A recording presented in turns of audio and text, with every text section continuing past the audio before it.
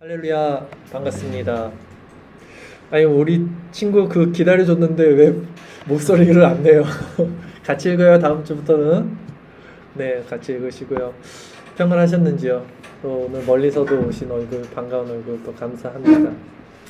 오늘 말씀 참 우리에게 힘이 될 수 있는 말씀, 기도에 대한 말씀 한번 드릴 텐데요. 제가 좀 오늘 말씀 우리가 잘 소화해서 정말 삶에 잘 적용한다면 실질적인 정말 큰 유익을 얻게 될 거라 분명히 확신합니다.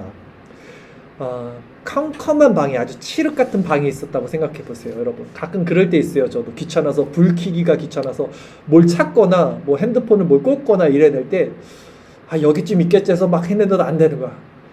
그냥 불 켜면 한 번에 보이는데 그 귀찮아서 그걸 안 켜면 계속 그거 안 되는 거예요.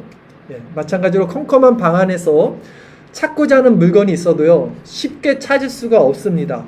그런 곳에서 선행돼야 할 행동은요, 스위치를 켜는 거예요. 그래서 방 안 구석구석을 이렇게 살펴보면 그게 훤히 보이는 거예요. 인생도 마찬가지예요, 여러분.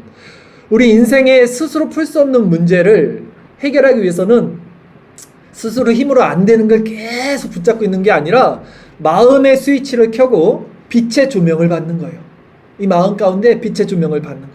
그래야 우리 안에 있는 문제의 본질을 정확히 우리가 파악하고 바라볼 수 있게 되는 겁니다. 그게 가장 빠른 길이에요.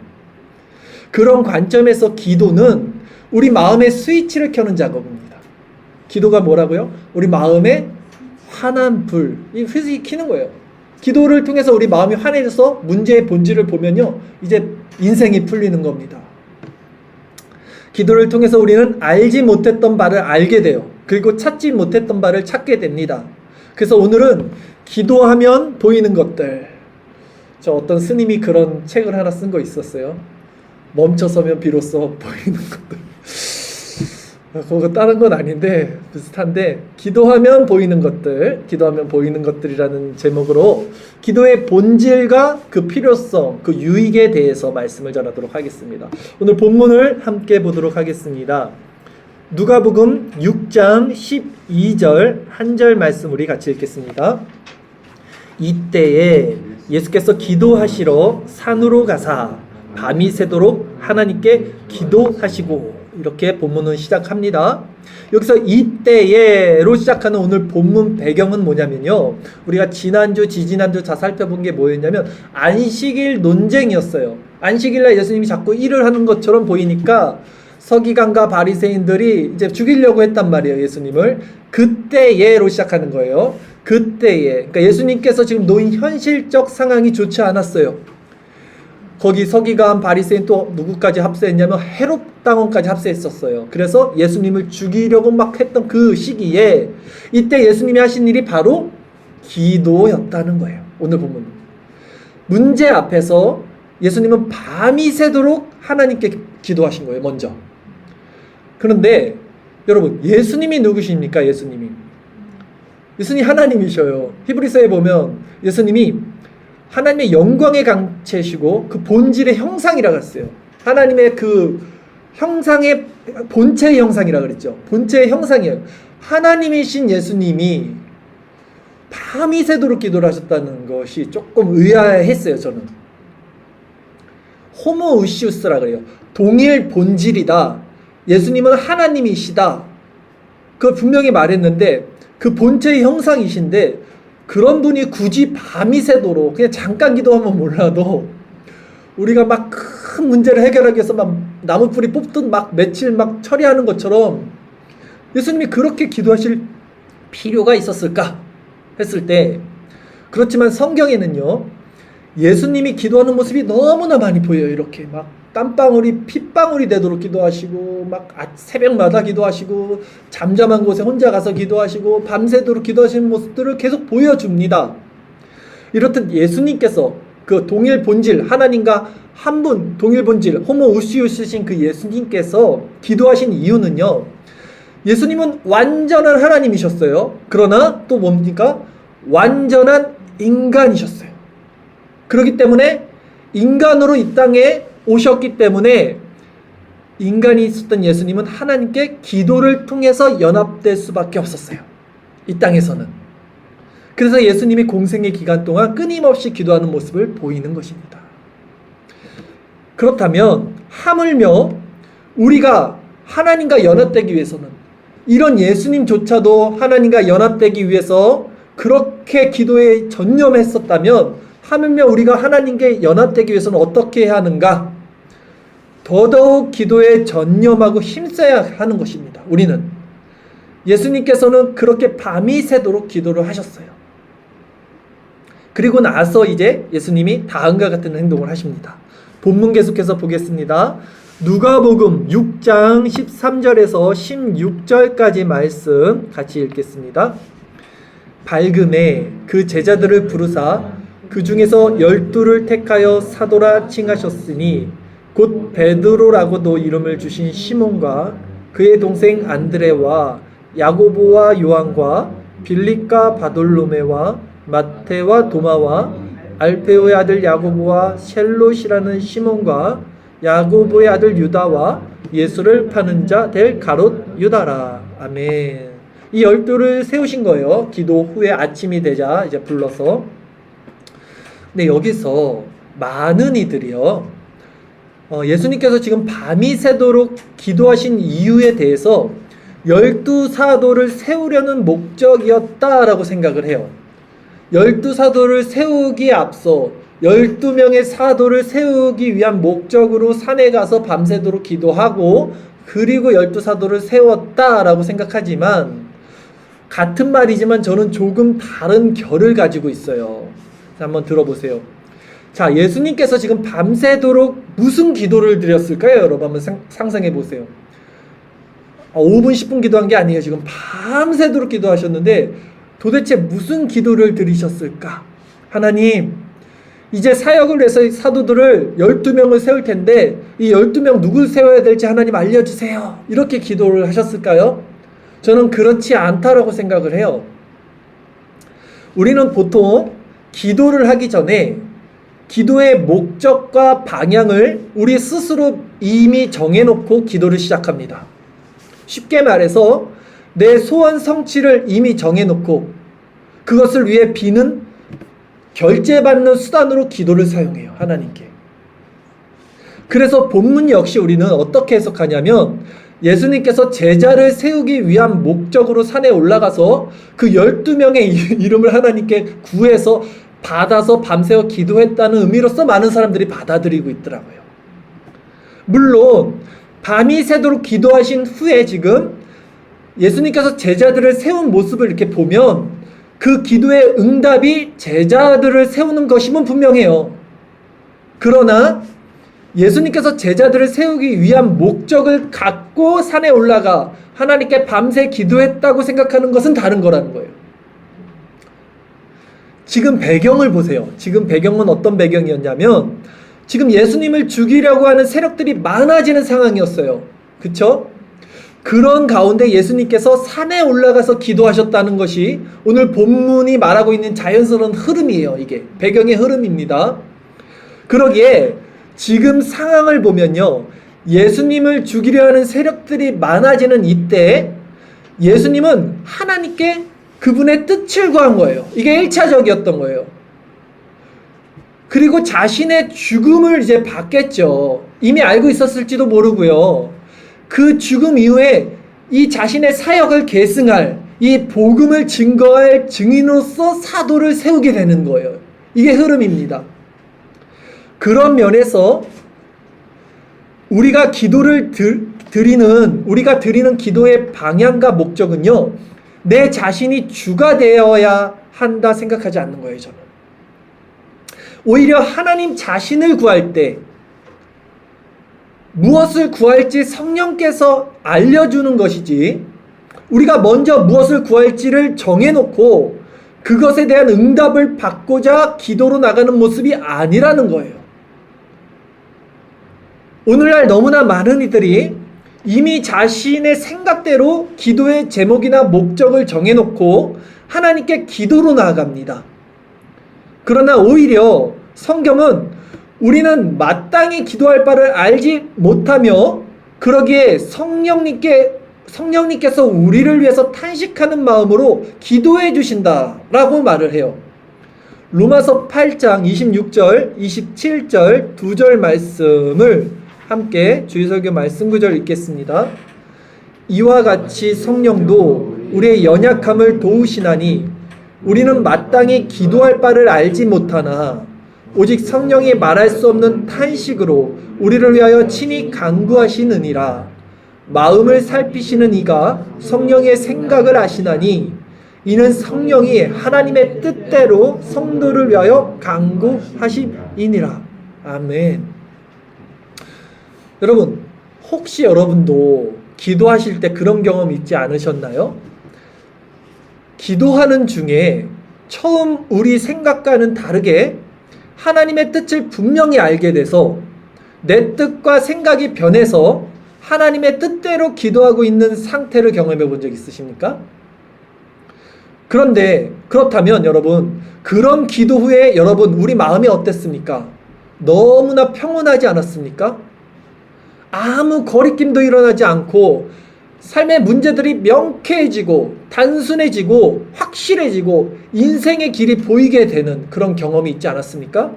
마치 제가 서두에도 말씀드린 것처럼 캄캄한 방 안에 드디어 환한 빛이 드러나 문제의 본질이 파악되는 말이에요. 이렇듯 하나님의 뜻을 구하고 성령님을 의지해서 성령이 조명해 주시는 그 하나님의 마음을 받아 그 뜻대로 행하는 기도에는요, 능력이 나타나요. 그래서 세상 방식과 그 결과값이 다르더라도, 그리고 원래 내 생각과 목적과 계획과 다르더라도 전혀 문제가 일어나지 않고 그 기도에 응답받은 행동에는 오히려 아무런 탈이 없어요. 손해보는 것 같아도 탈이 없다고요. 근데 내 생각과 내 계획은 손해 안 봐야지 해서 했지만 탈이 생기죠. 예수님은 지금 그런 기도를 드리신 거예요. 밤새도록 하나님의 뜻을 구하신 겁니다. 그리고 나서 이제 12명의 제자들을 하나님의 뜻 가운데 세운 거예요. 그러니까 탈이 없겠죠. 밤새 기도한 후 하나님의 뜻을 온전히 받아서 제자들을 세웠다는 것입니다. 그렇기 때문에 지금 그 제자들 가운데 비록 아시다시피 가롯 유다와 같은 그런 예수님을 배신한 자가 포함되어 있었어도 그것 또한 하나님의 완전한 뜻이 될 수 있었던 거예요. 이거 되게 중요한 부분입니다. 여러분 지금 잘 들어보셔야 돼요. 아니 기도를 했는데 왜 가롯 유다 같은 사람들을 뽑았어? 아니요. 기도를 했기 때문에 가롯 유다 같은 사람이 들어왔어도 하나님의 뜻을 완전히 믿을 수 있었던 거예요. 생각해 볼까요? 어떤 사역자가 있는데 그 사역자가 하나님께 이제 기도하면서 응답받은 사역이 아니라 그냥 내 생각과 판단으로 사역을 이제 시작했어요. 막 인간적인 관점에서 사역을 하면서, 근데 이제 현실 가운데 어떤 문제들이 일어납니다. 그러면 어떻게 해요? 그 사역자는 믿음이 흔들려요. 근데 거기 옆에서 누가 한마디 더 거들죠. 야, 너 그거 하나님의 뜻이 아니었을지도 몰라, 그 사역. 그러면 그 사람은 이제 휘청거리는 거예요. 자신 안에 하나님께 받은 그 사역에 대한 확신이 없었기 때문이에요. 기도도 하지 않고 기도로 하나님의 뜻을 구하지 않고 한 사역이 이런 결과를 초래하는 거예요, 여러분. 그러나 기도로 마음의 확신을 받은 상태에서 시작한 사역은요, 어떠한 고난이나 역경이 일어나도 그 사역자의 신앙을 흔들 수 없습니다. 이것이 우리가 하나님보다 앞서지 말고 기도로 그분의 뜻을 먼저 구해야 하는 이유예요. 그리고 이것은 단지 사역자뿐 아니라 모든 성도의 삶에서도 동일하게 일어나는 거예요. 우리가 행하는 일들 가운데 여러분들 얼마나 많은 일들을 여러분들이 주체가 되고 여러분들이 판단하고 여러분들이 행합니까? 계획을 세워서. 그런데 그 가운데 기도로 받은 확신이 없다면, 크면 큰 일일수록 확신이 없다면 성도의 삶 역시 상황이 만약에 어려워질 때, 잘 풀릴 땐 모르겠죠. 근데 상황이 어려워질 때 마음에 결국 이것이 정말 하나님의 뜻이었을까? 스스로 흔들릴 수밖에 없는 거예요. 스스로 의구심이, 믿음이 연약해질 수밖에 없는 거예요. 그러니까 기도를 하고 그 뜻대로 행하는 신앙과 그렇지 않고 기도하지 않고 내 생각대로 움직이는 신앙과는요, 천지 차이가 나요. 너무나 큰 차이와 결과가 따르게 된다는 것입니다. 분명히 기억하시고 적용을 하시라고요. 좋은 말씀 들었다가 아니라 실제 여러분 삶에서 문제 가운데 기도로 먼저 하나님의 뜻을 구해서 내 생각과는 다르게 그게 하나님으로부터 온 확신이라면 이제 자유하고 편안해져요. 그 마음으로 일들을 행해 나가시라는 말씀을 드리는 것입니다. 그런데 문제는 뭐냐면요, 말씀드렸듯이 이미 내 뜻을 정해놔요, 사람들이. 그리고 그 뜻을 가지고 하나님 앞에 하나님 결제해주세요. 결제해주세요. 이렇게 기도를 사용하고 있다는 거예요. 아니면 아예 기도를 하지 않죠. 그냥 자기가 사장이야. 자기가 결제하지 뭐 기도 어디서 받을 필요도 없어요. 여러분 어떻습니까? 여러분 진짜 어떻게 살고 계세요? 대답하지 마세요. 대답하시려고 그러는데 대답하지 마세요. 그래서 분위기 안 좋아집니다. 그게 아니라 다 똑같아요. 저도 여러분들이나. 여러분은 기도를 깊이 한 후에 기도하기 전과 변화된 마음을 이렇게 경험한 적이 있겠죠. 처음에는 여러분의 뜻을 구하다가도 성령의 조명하심을 통해서 내 생각이 바뀌고 내 기도 제목이 바뀌어 결국 하나님의 뜻을 구하는 기도를 경험해 봤을 때 지금 이 말씀에 대한 동의가 일어날 것입니다. 그래서 변화된 마음으로 기도의 응답에 기쁘게 순종을 할 때 얼마나 행복했습니까? 우리 마음이. 그래서 그 응답을 통해서 어떤 어려운 가운데서도 굳건히 믿음을 지키며 신앙의 선한 싸움을 그 평안 가운데 하는 것이 그게 올바른 신앙생활이라는 것입니다. 저는 우리 나비교회가 이런 교회가 되기를 바라요. 진정 바랍니다. 수련회를 가든 차를 구입을 하든 뭘 하든 먼저 하나님의 뜻을 구하라고요. 내가 계획 세우고 하지 말고. 예수님도 밤새도록 기도하는데 하물며 우리는 어떻게 기도해야겠냐는 거예요.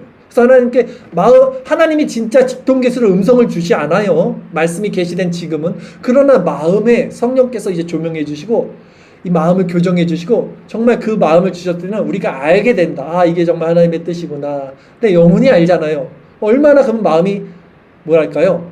이제 잔잔해지잖아요. 평안해지잖아요. 그런 교회가 되기를 바랍니다. 아멘. 자, 우리 그런 교회 가운데 이제 오늘 본문 마지막까지 읽을 텐데 이런 능력이 이제 또 나타나는 거예요. 교회 가운데. 본문 누가복음 6장 17절에서 19절 마지막 말씀 같이 읽겠습니다. 예수께서 그들과 함께 내려오사 평지에 서시니 그 제자의 많은 무리와 예수의 말씀도 듣고 병 고침을 받으려고 유대 사방과 예루살렘과 두로와 시돈의 해안으로부터 온 많은 백성도 있더라. 더러운 귀신에게 고난받는 자들도 고침을 받은지라. 온 무리가 예수를 만지려고 힘쓰니 이는 능력이 예수께로부터 나와서 모든 사람을 낫게 함이러라. 아멘. 이렇듯 기도를 통해서 예수님의 사역이 이렇게 회복과 능력과 기쁨으로 나타나는 것을 오늘 본문을 통해서 살펴봤습니다. 그러나 지금 요 육적인 치유와 기적들은요, 결국 하나님 나라를 가르치기 위한 수단으로 사용된 거라는 거 제가 늘 말씀드리잖아요. 그래서 우리가 다음 주에 살펴볼 본문 내용이 어떻게 이어지냐면 요 지금 기적을 행한 다음에 산상순이 이어지는 거예요. 먼저 고쳐주시고 이게 왜 고쳐주는 게 왜 고쳐주는지에 대한 산상수훈의 원리를 말씀하는 게 이제 다음 주에 그건 살펴볼 겁니다. 어쨌든 자, 오늘 이 본문을 통해서 우리는 여러분 이제 어떤 기도 생활을 해야 되는가? 나는 스스로를 점검해야 합니다. 여러분은 얼마나 기도를 여러분 삶의 우선순위로 두고 있습니까? 아침에 일어나서 제일 먼저 해야 할 일, 잠자기 전에 마지막으로 우리 삶을 정리해야 할 일, 또 삶 가운데 큰 결정권에 있을 때 큰 일일수록 우리는 우리가 결정하려고 그래요. 그거를 요렇게 하는 게 가장 합리적이고 가장 좀 잘 될 거야. 근데 큰 일일수록 하나님께 맡겨야 돼요. 그게 가장 안전합니다. 이렇듯 사람들이 여러분 왜 기도를 하지 않는 줄 아십니까? 왜 기도를 이렇게 하지 않는지 아세요? 기도가 뭐였어요 지금? 내 소원 성취가 아니라 하나님의 주권을 인정해서 그분의 뜻을 내 안에 점철시키는 게 기도잖아요. 근데 사람들이 왜 기도를 하지 않냐면 기도하지 않는 상태에서도 삶에 별 문제가 일어나지 않아요. 사람들은, 보통 사람들은 그냥 기도 안 해도 뭐 그냥 내가 생각해서 내 판단대로 해도 뭐 일이 잘 풀리고 그래서 살만하고, 그러니까 뭐 기도 안 하는 거예요. 그런데 중요한 것은요, 기도하지 않는 삶에서 주어지는 어떤 잘 풀려짐의 그 평안된 삶은요, 참된 평안은 아니라는 거예요. 근데 아이러니한 것은 오히려 기도를 깊이 하는 사람들 있죠. 기도를 정말 자주 하고 깊이 하는 사람들은 내 삶 가운데 문제들이 너무 많이 보여요. 더 잘 보이고 잘못된 문제들이 더 보이는 거예요. 그래서 그 문제를 두고 어떻게 해요? 양심의 가책을 받아요. 이 사람들은 오히려. 그래서 힘들지만 기도를 통해서 결단을 한다고요. 마음을 돌이킨다고요. 그 양심이 찔르니까 자꾸 우리를. 그래서 삶이 교정돼요. 근데 그렇게 되니까. 그러면 마음속에 어떻게 돼요? 평안이 자리 잡혀요. 이제 평안이. 그러면 어떻게 됩니까? 마음이 깨끗해져요. 마음이 깨끗해지는 게 뭐예요? 거룩해져요. 거룩해지는 게 뭡니까? 하나님의 속성이에요. 하나님과 하나 연합된 자가 된다고요. 그 마음 가운데. 그런데 이 마음에 세상의 원리와는 반대편에 또 있잖아요. 그러니까 기도하지 않는 상태에서는 이런 심령의 교정이 일어날 수도 없고 이게 무엇인지도 알지 못해요. 이 사람들은. 반대편 사람들은. 그러니까 기도하기 전에 내가 무엇이 잘못되어 있는 건지도 알지 못한다는 거예요. 기도하지 않는 사람들은 내가 지금 뭐가 잘못되어 있는지 내 마음에 이거까지도 알지 못한다는 거예요. 다시 말해서 기도하지 않으면 생각조차 못하고 행하지도 못할 일을 기도할 때 생각나고 행하게 된다는 거예요, 여러분. 그러니까 기도하지 않아도 별 문제가 일어나지 않는다는 것은 기도하지 않아서 문제 자체를 알지 못하고 있다는 거예요.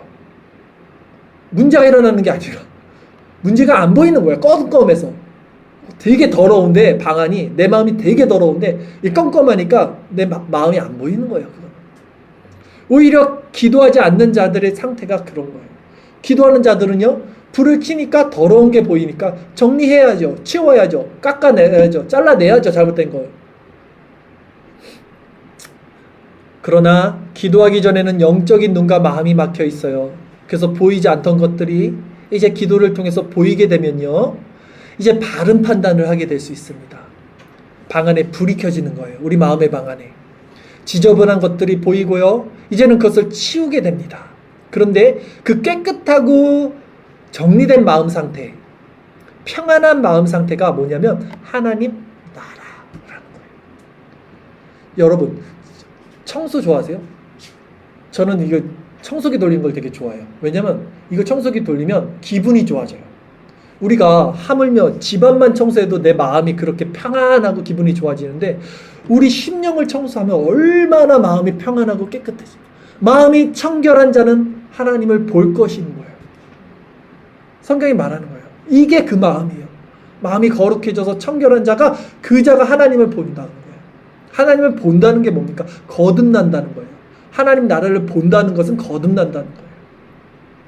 기도 많이 하는 사람 중에 누구를 마음이 더럽거나 지저분하거나 누구를 비판하거나 정죄하는 사람 제가 본 적이 없어요. 기도 정말 깊이 하시는 분들, 그런 분들 얼굴이 오히려 천사 같아요. 이렇게 보면 아주 그냥 환해요. 막 빛이 나요. 온화함이 있고 그 마음에 평화가 있어요. 그분들은. 우리가 누구를 이제 권면해야 될 때도요, 그래서 기도로 충만한 그 사랑의 마음으로 해야지 그 사람들에게 상처가 남지 않지, 율법 재판장처럼 그냥 율법 들이대고 해버리면 상처 남아요. 상처. 그러게 우리는 정말 날마다 기도해야 되고 기도만큼 좋은 게 없다는 거예요, 여러분. 더욱이 정말 근데 무서운 것은 뭐냐면 이 기도하지 않는 마음에서는 겉사람의 소욕이 우리를 지배합니다. 그래서 우리가 누구를 사랑할 수 없게 만들어요. 사랑할 수 없을 뿐 아니라 오히려 미워하고 증오하게 만듭니다. 사랑할 수 없는 마음의 상태를 보는 것이 지옥이에요. 그리고 내 마음에서. 그러니까 기도하지 않으면 지옥이 되는 거라니까요. 내 마음에 남을 향한 비판, 판단, 정죄가 일어나는 그 마음이 지옥이잖아요. 그러기에 성도는 살기 위해서 기도해야 돼요. 그리고 사랑하기 위해서 더욱더 기도해야 되고, 또 거룩해지기 위해서도 더더욱 기도해야 되는 거예요. 기도할 때 하나님 안에서 참된 살아있음과 사랑함과 거룩함이 우리 안에서 일어나서 감사하게 되는 거예요. 그래서 예수님이 이러잖아요. 제자들이 그 우물가에 여인 기다리고 있을 때 먹을 것 좀 가져올게요. 저희 가서 마을 가서 할 때 나는 너희들이 모르는 양식이 있다라고 그러잖아요. 그 양식이 뭐겠어요?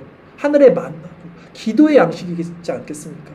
예수님은 기도로 너희들이 모르는 양식이 내게는 있어. 나는 충만해. 그 하늘의 양식이 갖고 있어. 라는 것을 말하잖아요. 근데 여기서 중요한 포인트가 있습니다, 여러분. 자, 뭐냐면 제가 지금 기도에 대해서 말씀을 하고 있어요, 오늘. 여러분은 아직 기도에 대해서 감을 못 잡고 있어요. 많은 사람들은. 왜냐하면 기도가 뭔지 몰랐다니까요, 우리는. 그걸 갖고 있어야 돼요. 성령이 조명하시기 전까지 성령이 지금도 탄식해서 알려주시는 건데 자꾸 우리는 기도를 알고 있고 내가 기도를 알고 있는 걸 행한다고 그러는데 기도를 모르는 걸 알아야 돼요, 우리가. 그래서 여기서 중요한 포인트는 뭐냐면 바른 기도는 반드시 말씀이 기준이 돼야 된다는 거예요. 말씀, 즉 바른 말씀의 토대 위에 드리는 기도가 하나님께 올려지는 상달되는 기도가 될 수 있는 거예요. 즉 바른 교리에 입각한 기도를 드려야 돼요. 교리가 먼저예요. 말씀이 먼저라고요. 기도가 먼저가 아니라 기도를 뭘 어떻게 드릴지 모른다니까요. 그래서 말씀을 갖고 있어야 돼요. 바른 말씀, 그것도. 주의 설교 말씀 구절 잠언서 28장 9절 말씀 한번 읽어볼까요? 잠언서 28장 9절 읽겠습니다. 사람이 귀를 돌려 율법을 듣지 아니하면 그의 기도도 가증하니라. 아멘. 지금 뭐라고 합니까? 솔로몬이 사람이 귀를 돌려, 사람들은 율법 듣기 싫어하죠. 말씀 배우기 싫어해요. 교리 싫어해요. 그러나 그 율법, 교리 안에서 그 말씀을 듣지 아니하면 그 기도는 가증한 거라는 거예요, 여러분. 오늘날 그러나 바른 교리, 이 말씀의 기준 없이 드리는 기도가 얼마나 많습니까? 그것은 기도가 아니라 그냥 소원 성취를 위한 자기 중심적 종교 행위일 뿐이에요. 그러기에 기도에 대해서 우리가 배우고 있죠. 하이델베르크에서는 이렇게 정의합니다. 하이델베르크 117문에 제가 읽어드릴게요. 하나님께서 기뻐하시고 들으시는 기도는 어떠한 것입니까? 라는 질문입니다. 하나님께서 기뻐하시고 들으시는 기도는 어떠한 것입니까? 답은 첫째, 하나님의 말씀에서 자신을 계시하신 유일하신 하나님에게만 그가 우리에게 구하라고 명하신 모든 것을 마음을 다하여 기도하는 것입니다. 말이 어렵죠?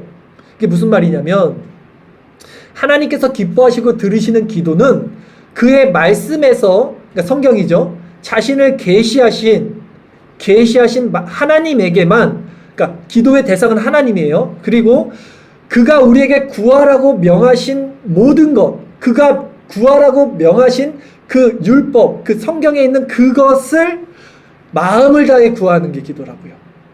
아시겠어요? 그러니까 말씀이 있어야지, 하나님이 뭘 구하라는지를 알아야지 그걸 구하는 게 기도라고요. 그러니까 먼저 하나님에 대한 바른 지식, 그분이 누구신지 아는 바른 교리가 있어야 돼요. 기도를 하기 위해서는. 하나님이 기뻐하시며 들으시는 기도는 그가 명하신 게 무엇인지 바른 말씀의 교리를 통해 알아야 한다는 것입니다.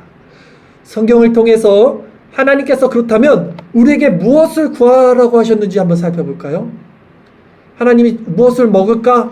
무엇을 입을까? 무엇을 마실까? 이 땅에 사는 그런 이방인들이 구하는 그것을 구하라고 명하신 적이 있습니까? 아니죠. 오히려 그런 것들 구하지 말고 그런 것들 염려하지 말라고 했죠. 예수님께서.